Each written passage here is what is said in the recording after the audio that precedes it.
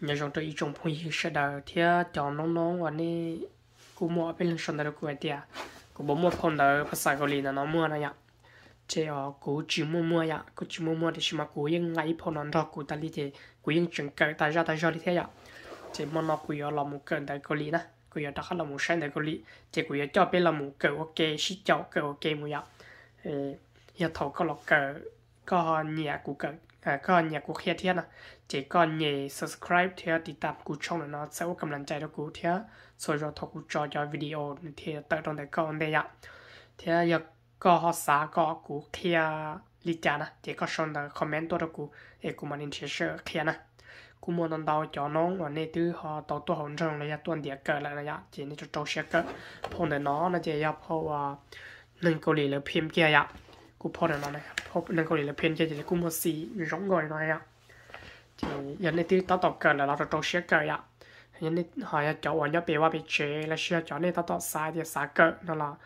นี่จิตตัวมัวก็ตัวไรหมุนเดียเกิดนั่นแหละสองชื่อเดียกูโซเชียอยู่หลอกเทียตัวเป็นชิจอเกิดโอเคนะคือมันเราคุยจะเป็นเราหมุนเกิดซอยจอเกชิทันโลแล้วเชื่อเกชิในจอคำศัพท์นะยะเจ้ากูมาจะเป็นเราชิจอเกิดโอเคกูมามัดจูเราก็จะเจ๊แต่ยังคอยอยู่ไปเกิดมุนะเจ้าคนเดียวเราเป็นเราหมุนเกิดก้าปัญญาเน้นเดชน้อยะใช่ละหายได้ชียะกูมัดจูเราจะเจ๊เป็นมาเกิดนะถูกเราก็จะปลดชังยะเจ้าละหายน้อยะก็เชื่อน้อยนะเจ้าละหายเดีย우리 고향은 서울보다 공기가 맑아요. 나나. 우리 고향은 배와 만끝 홍포하오나. 서울보다 배나 구워서 มืองโซนะ 서울 배와 มืองโซนะ 보다 배와 구워나. 공기가 맑아요. 맨 배와อากาศแจ่มใสนะถ้าเราเป็นประโยชน์มันจะเป็นได้ว่าอากาศอยู่บ้านเกิดของพวกเราแม่นแจ่มใสกว่าอยู่เมืองโซนะเป็นอย่างนั้นนะเจ๊เราใช้เอาข้อคำศัพท์นะยะขนาดเลยช่วยเดียจิมันนะขนาดนี้จิมันขนาดนี้ช่วยแต่โปดานะยะจิมันนะทีนี้โปดานะนี่เอาข้อคำศัพท์เปรียบเทียบนะแม่นคำศัพท์ที่เขาจะใช้มาเปรียบเทียบนะจิมันแปลว่าเตวานะจิมันแปลว่าเตวาโปดาแปลว่าไหลกัวหรือว่ากัวนั่นนะเจ้ากุยจะเป็นลำมุกเกยหน่อยในปอเอาลูกตัดตาหลังด้านไหนนอนนี้ไอ้จอปัญโยกหรือตัวอย่างลำมุชียาคำสันนะเจ้ากูมาดูตัวไปเกิดกันนะกูมาดูกับปอจีเจที่จังตัวไปเปย์อะไรเดียประมาณนั่นนะชงโดแปลว่าประมาณนั่นนะเจ้าเป็นมุใช้เลยตัวอย่างนอนเลยช่วยเดีย집에서회사까지 30분 정도 걸려요. 나나야. 집에서 회사까지 30분 정도 걸려요. 나나야. 집에서 배와 떼흥안 나나. 집에서 배와 떼흥안 회사까지 배와 빠이하 홍간 나나. 30분 배와 30나티 정도 배와 빠만 나. 걸려요 배와 냥 나나. เราเป็นประโยชน์ได้เปรียบได้ว่าจะเฮือนไปหาห้องการใช้เวลาย่างประมาณ30นาทีนั่นนะเป็นยังไงอ่ะที่เราใช้ก้าวของเราเนี่ยก้าวของเราอย่างไรเดียว한국에서 산지 1년 됐어요. 1년 정도 됐어요. 나야. 한국에서 산지 1년 정도 됐어요. 나나야. แปลว่าฮันกูเกซอแปลว่ายุดประเทศเกาหลีนะฮันกูเกซอแปลว่ายุดประเทศเกาหลี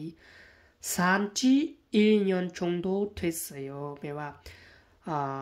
ได้อาศัยประมาณ1ปีแล้วนั่นนะซาจิน1년มันอาศัยประมาณ1ปีจงโดเป็นประมาณนะซาจิน1년มันอาศัย1ปีจงโดเป็นประมาณ됐어요มันแล้วแปลว่าได้อาศัยประมาณ1ปีแล้วนะเป็นระยะได้อาศัยอยู่ประเทศเกาหลีเป็นเวลา1ปีแล้วนะ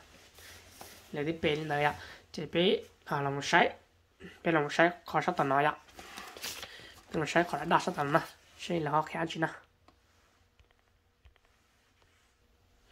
โอเค cho dễ nó tập chơi ạ nó chỉ còn nó chỉ là hai lo ham sao đấy 신기하다 nó 신기하다 แปลว่า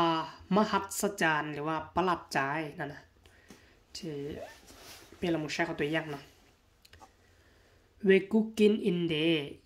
한국사람처럼 한국말을 하니까 정말 신기해요. 나야 외국인인데 한국사람처럼 한국말을 하니까 정말 신기해요. 나나 제 배야 한국 외국인인데 배와 ถึงแม้ว่าเป็นคนต่างประเทศนั่นนะเวกุกินอินเดแปลว่าถึงแม้ว่าเป็นคนต่างประเทศฮันกุกแม่นคนเกาหลีนั่นนะแปลว่าคนเกาหลีซารามชอรอมฮันกุกมาหรือฮันิกาแม่นว้าวได้ภาษาเกาหลีว้าวภาษาเกาหลีคือคนเกาหลีเลยนั่นนะจงมาแม่นแท้ๆนะจงมาชินกิเฮโยแปลว่ามหัศจรรย์แท้ๆนั่นนะเนี่ยเลยหลุมรอที่เปเดียถึงว่าจะเป็นคนต่างดาวแต่ว่าภาษาเกาหลีได้คือกับคนเกาหลีเลยเป็นน้ามหัศจรรย์แท้ๆหน่อยเขานำมาเปละเอียดเลยอะที่หนึ่งเที่ยวเปต่างๆเราแต่ชีวิตเที่ยวจะคำสามหนึ่งชั่วโมงต่อหมดหน่อยอะจะเป็นเราใช้ขอเข้าเนาะTV에서 마술을 하는 것을 봤는데 아주 신기했어요. 나나야. เขา신기해요แต่신기했어요นั่นคิดเจอเนี่ยเขาให้เสยเนี่ยอดีตเลยอ่ะเขาเฮโยเนี่ยปัจจุบันนะเจถ้าใครอย่างด้วยTV에서 마술을 하는 것을 보는데 아주 신기했어요นั่นนะ TV에서 เนี่ยอยู่ในทีวีหรือว่าอยู่ในโทรภาพนะอยู่ในโทรภาพมาซูนี่แม่นมันยากลนะเนี่ยมาซูแม่นแปลว่ามันยากลนะหานึนก็ซื้อแม่นกันเฮ็ดนะเนี่ยหานึนก็ซื้อแม่นกันเฮ็ดนะพวกนึงเดแม่นได้เบิ่งนะอาจูชินเยเสยโยแม่นมหัศจรรย์แท้ๆนะเนี่ยอาจูแม่นแท้ๆนะชินเยเสยโยแม่นมหัศจรรย์นะที่จึงแปลได้ว่าได้เบิ่งกันเฮ็ดมันยากลอยู่โทรภาพเป็นตาอัศจรรย์แท้ๆนั่นนะเป็นตาอัศจรรย์แท้ๆนั่นนะเวลาอีกหน่อยที่น้องจะไปรอใช้เกชิทารุนะไปรอชิจเกินเกชิทารุก็จะไปรอชิทาเรื่องสนทนามาดูเราจะไปเกิดเกนะ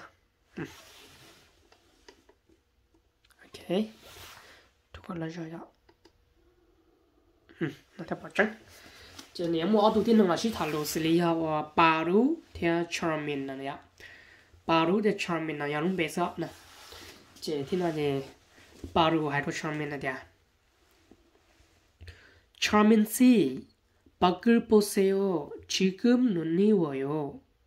와 신기해요 나야 charming 씨 밖을 보세요 지금 눈이 와요. 와, 신기해요. 나나야. charming 씨 แปลว่าท่าน charming นะยะ 밖을 보세요 แม่นเบิ่งไปข้างนอกเด้นะ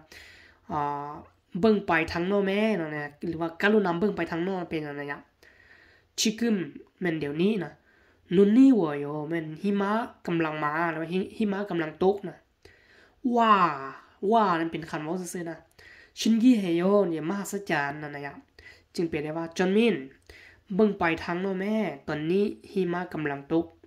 ว้าวน่าอัศจรรย์เนาะนั่นนะเป็นยังไงเจที่เราจะชอมมินที่ให้ดูปารัวเดียปารุซีนึนนุนเนอร์ชอมผัวโยนั่นนะปารุซีนึนนุนเนอร์ชอมผัวโยนั่นนะปารุซีนึนแปลว่าท่านปารุซีท่านปารุนั่นนะซีแม่นท่านนั่นนะปารุซีนึนแม่นท่านปารุนุนเนอร์ชอมผัวโยแม่นนุนแม่นสโนหรือว่าเป็นหิมะนั่นนะชอแปลว่าทำอิฐนะผัวโยแปลว่าเบิ่งหรือว่าเห็นนั่นนะ ท่านปารูเห็นหิมะตกเทือทมิดบ่นั่นนะเป็นไงอ่ะเจียปารูเทือเตะเดีย네 우리 고향은 네 우리 고향은 1년 내내 더워요. 12월에도 12월에도 최저 기온이 20도 정도라서 바닷가에 가서 수영도 할 수 있어요. 나나야. ท่านปารุเตเต้เดียเน่แปลว่าแม่นแล้วนะอุริคงอย่างเงินบ้านเกิดของพวกเขานะอีนอนเนเน่ทวายฮ้อนหมดปีเลยหรือว่าอากาศฮ้อนหมดปีนั่นนะยะอีนอนมันอีนอนเนเน่ทวายแปลว่าฮ้อนหมดปีนั่นนะหรือว่าฮ้อนตลอดปีนั่นนะ12월에도 แปลว่า12월에도 แปลว่าถึงแม้ว่าเดือน12นั่นนะ최저 기온이 20도 정도นั่นนะ최저 기온 เป็นแม่นอุณหภูมิสูงสุดนั่นนะอุณหภูมิสูงสุดนั่นนะ20도 แม่น20องศานั่นนะ정도ประมาณนั่นนะประมาณ2องศานะราซอแม่นราซอแปลว่าประมาณนั้นนะยะคนน่าจะในเสื่อมนั่นนะยะ